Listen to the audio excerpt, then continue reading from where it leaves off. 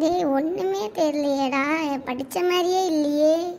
அப்பா எல்லா கொஸ்டின் தெரிஞ்ச கொஸ்டினா வந்திருக்கே, ரொம்ப ஈஸியா இருக்கு. டேய் உனக்கு ஏதாவது தெரியுதாடா? பாஸ் ஆயிடுவேன்னு நினைக்கிறேன்டா.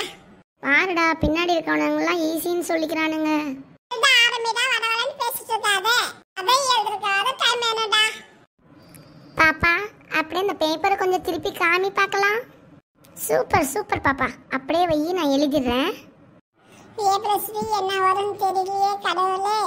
என்னை கொஞ்சம் ஞாபகப்படுத்தி நான் நல்லா பாஸ் ஆகணும் மாதிரி. டே நாமெல்லாம் படிச்சிருந்தா தாங்க ஞாபகம் வரும். படிக்காம ஆண்டவனை மட்டும் கூப்பிடுற. எழுதுடா கம்முன்னு.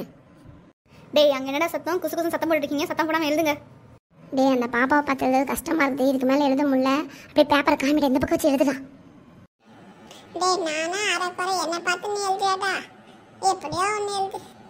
என்னடா உன் கையெழுத்து முட்டை முட்டையா இருக்குது, ஒண்ணுமே புரியலடா. என்ன தெரியுமா அது எழுது, இல்லைன்னா நீயே கதை எழுது.